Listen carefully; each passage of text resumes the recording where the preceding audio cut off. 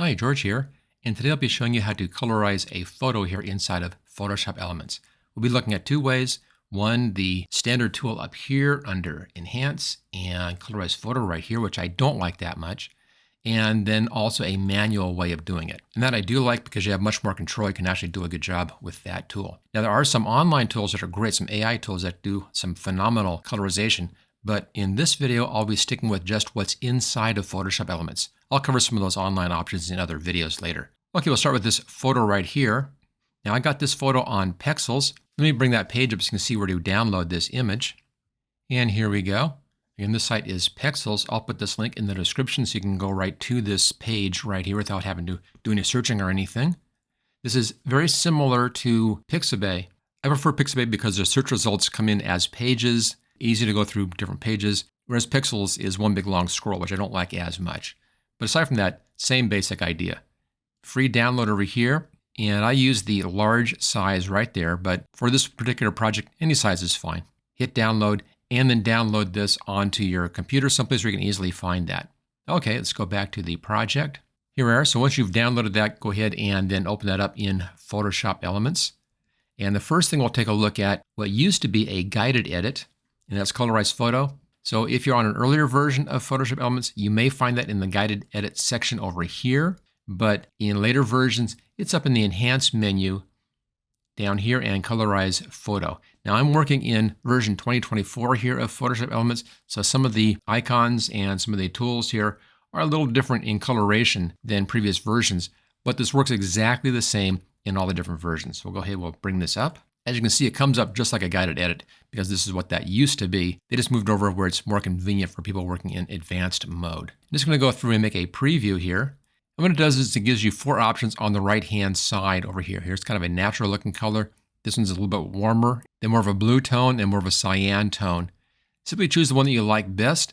And if this is all you need, then you're all set. Now, there are different levels of success based upon the original image. You can come in and do some adjustments in here, but that never really works out well. I'll show you that, but it doesn't really work out very well. So if this is all you need, then you're good to go. Just go over here, try the different versions. Here's the little bit warmer one. That's a bit better. Here's more of a cool version. I don't like that one as much. More of a cyan color, a bit more of a green in it. I'll go with the first choice up here, the top choice. Now the problems with this is that it's not very accurate. Notice up here, the brown used in the hair bleeds through into the shirt collar. This arm is colorized, the hand is not. This hand is not colorized. This hand over here is not colorized. That's not. This ear is not colorized. This jacket here has not been colorized, so there's a little bit of a tint inside here, but I think this is just some of the skin bleeding off into the shirt in this area. So it's not very accurate on doing things like that. Notice we have a little bit of coloration down here in this jacket, left-hand side, and nothing on the right-hand side sleeve. So just want to add a little bit of color. This is a real fast tool to use. There is a manual control on this, but it's not very good. Let me show you that. It's up here under manual. Now, basically, it looks good. You select an area. You then add a droplet, which then tells Photoshop Elements to use color in that area. And then you choose a color for that droplet.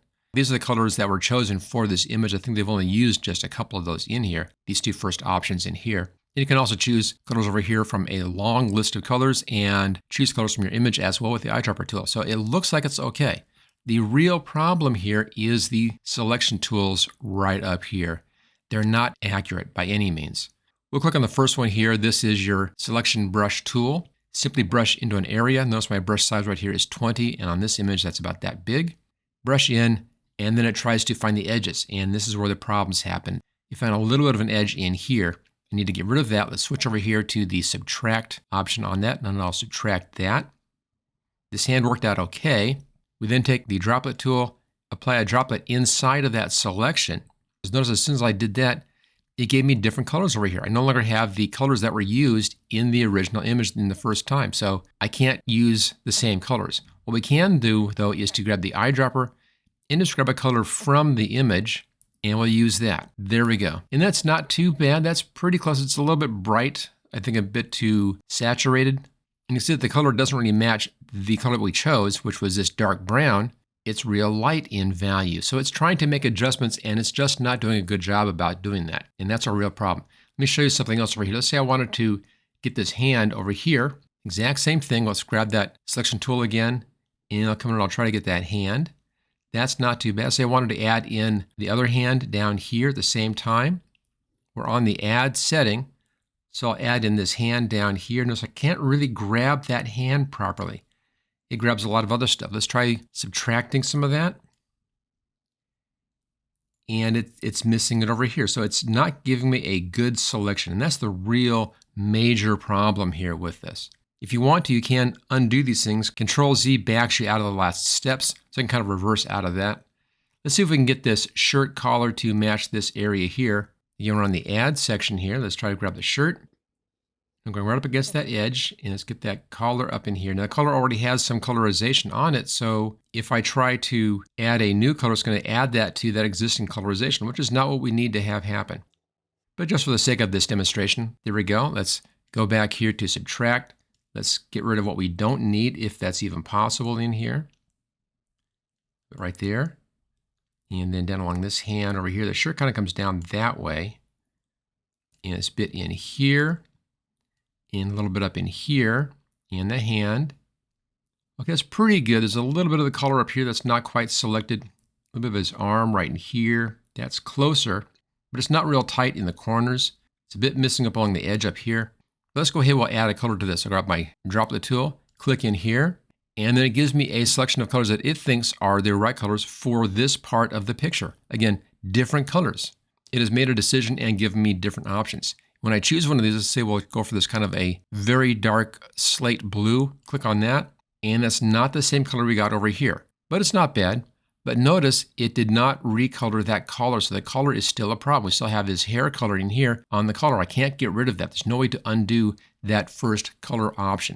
So those are the problems in here with this tool. Even though I can come in here and choose different colors, this color overlap cannot be fixed. I can't really fix these edges because I don't have a good selection tool in here. So that's why I normally don't like this tool. Now, if you're just using this, just as I showed at the very beginning there, you just want a fast colorization, put a little bit of color into it, leave it at that. It's fine. It's kind of nice for really old-fashioned pictures where the color could have been faded. It works out well for that. Anything else, it's really not a very good tool. Okay, let's just cancel out of this one. Hit the cancel button. There we go. Back to the original. Let me now show you how to do this correctly here inside of Photoshop Elements, where you have total control over your colored areas. Again, there are great online tools that do this kind of stuff with AI. They're phenomenal, but I'll cover those in different videos. Let's just start off here by making a copy of our background layer. Right-click and duplicate layer. Choose OK. And this step I always like to try to do whenever I'm working on any kind of image here in the advanced mode. In this case, it's not really important, but I still do it anyway. Now, before we start the colorization process, I just want to remind you that you can find all this stuff in a written format in my new Photoshop Elements Coach program. A couple different things. First, there is a step-by-step guide for this particular video, and also I have articles in there on how to use that Enhance and Colorize Photo right here, and also how to use all the different tools and techniques we'll be using in here to hand colorize this image. And I'll put a link for that right down there in the description. Best place to learn this. It's a great tool, teaches you everything, and it's the best place to go to find written instructions on everything that we talk about here. Okay, let's go ahead. We'll start doing our colorization. Let's now do the faces here. I'll do all the faces the same colorization, all the flesh the same colorization. And I want this on a new layer. And there's a fast way and a slow way to do this. Let me show you the fast way first, and then I'll show you the better slow way that's a bit more controlled. On the fast way, what you do is you find the color that you want to use. Go over here to our color picker and come down here into the orange area. And here's your standard flesh tones. They're right in here. I'm going to choose something about like that. It's just a little bit too orange. But you can come in here and you can find a nice flesh tone. Again, they're down in this range here and they're over in this area here. Darker skins just come down further on this. Bring it down a little bit. It's a little less saturated. It's more saturation on the right-hand side, darker down here. And I think that's a pretty good starting point. Choose OK. And then fill this layer with that color. Hit the paint bucket and click in here. That fills that layer. I'm now going to blend this in. We'll just blend this by color right here. So here's our colorization of this image, kind of a sepia tone look. And then on this first way, all we have to do is paint out what we don't want. We just kind of block it out.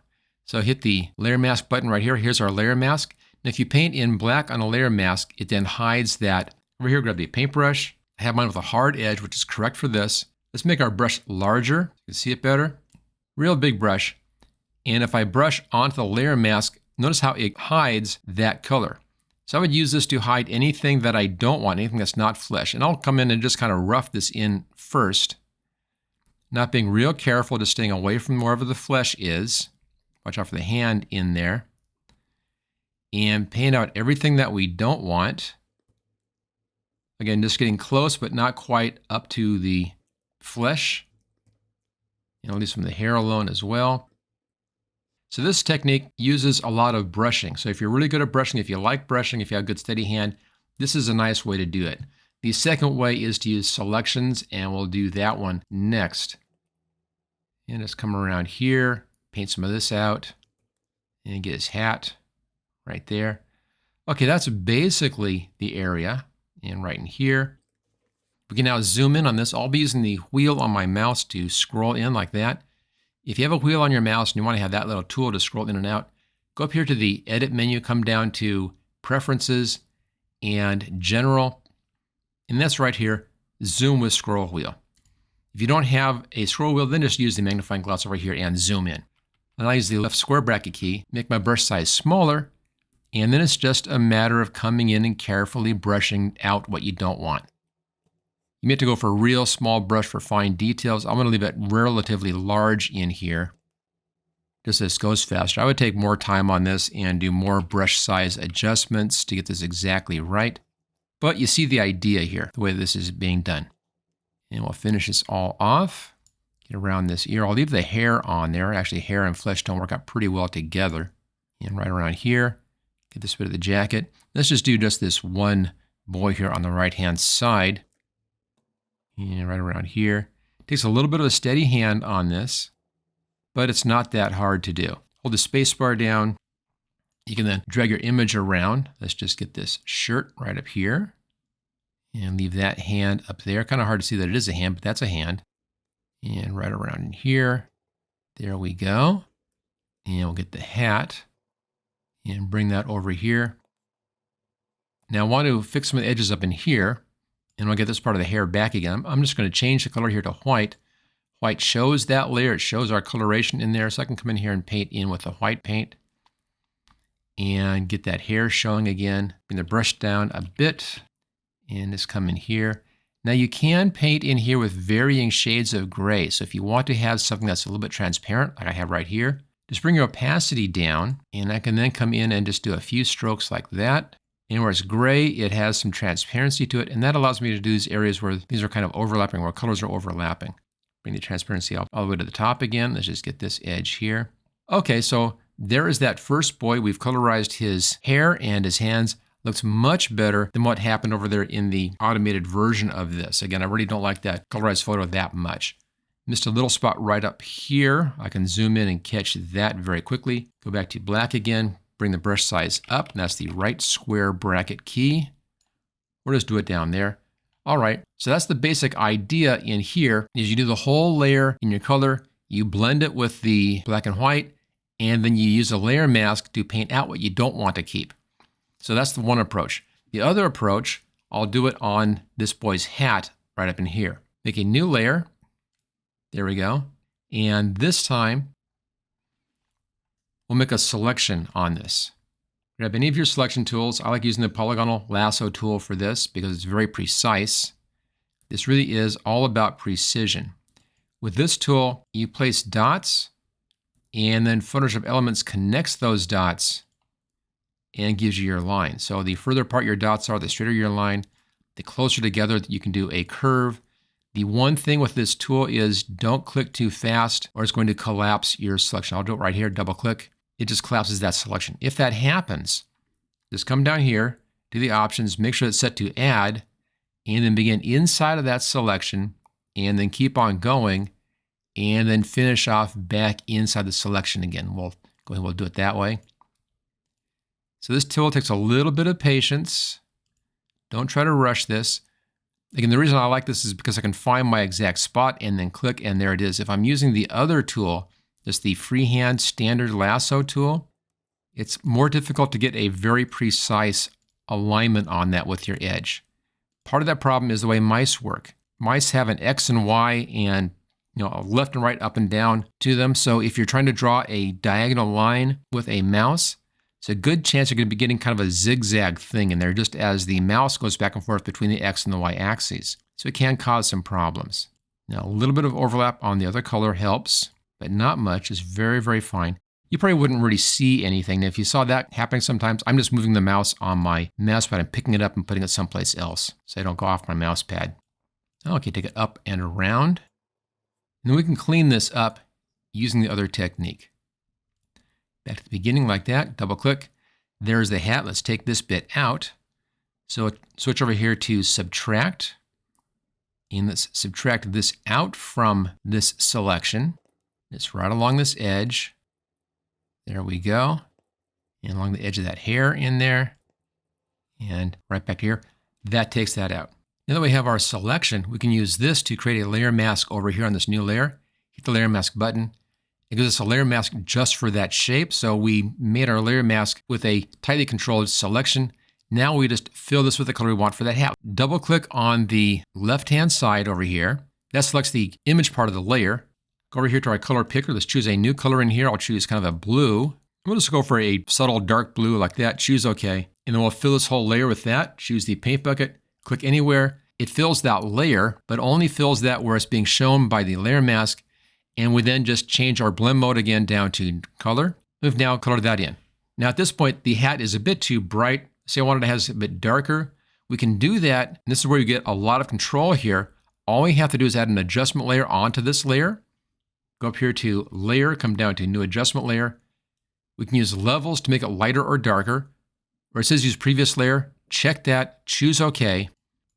And notice how I can kind of lighten or darken or control my saturation by controlling the mid-tone slider control in here, or bring this side in or the light side in. Output level goes more gray as you pull that in. So by using these different controls, you can adjust the values in here. Or if you want to, let's just hide that. We can change the color itself.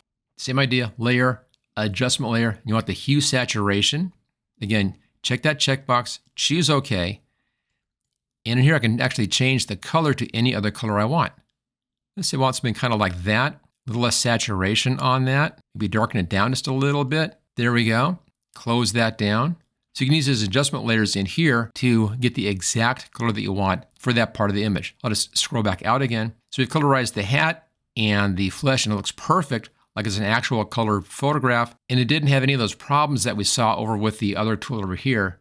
The Colorize Photo tool right there, which again, I really don't like that tool that much. If you want to colorize the background, let me show you that real fast. Just put that underneath these layers. Come down to the background layer here, make a new layer. Let's just do that sky area. Let's come down to our colors here. Click on our color and let's find a nice sky color for that. Maybe up in here someplace is not too bad. Choose OK. If you want to, you can just paint right on this layer. Just freehand the whole thing without doing layer masks. It's a little bit more tricky, but it's so rough in here, that's okay. I'm going to bring my brush size down a bit, left square bracket. Or of course, use the brush settings down below here in the options. We're on our image layer.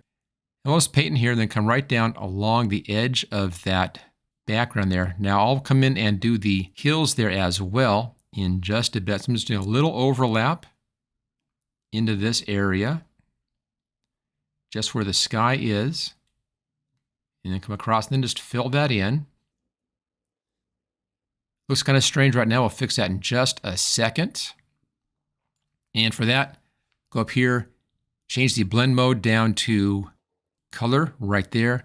And notice now how the color is in behind the hat up here. That's because we have that blending in. Let's now put in some green back in here. I'll change my color again. We'll find a nice green. I want just kind of a dark green.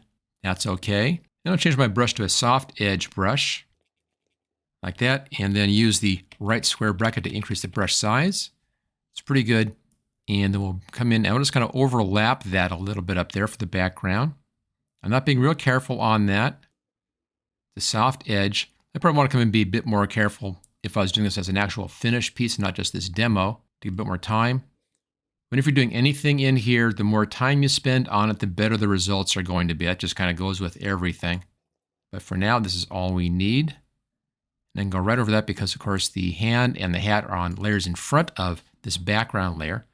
Let's now adjust the levels in here. Go up to layer, come down to adjustment layer, Hue saturation. Again, check that checkbox, choose OK. Let's bring our saturation down and our lightness down a little bit. Just a little bit of a hint of some color in the background. So if you look right in this area here, I'll just zoom in on that. Very natural looking in here. So this is doing a really nice job for us, giving us that colorized photo effect. And we have total control over here because everything is separated out by layers. We can use adjustment layers on the different layers we want to. This is the right way to colorize a photo here inside of Photoshop Elements. And don't forget, I have written instructions, written step-by-step on this video inside of my Photoshop Elements coach.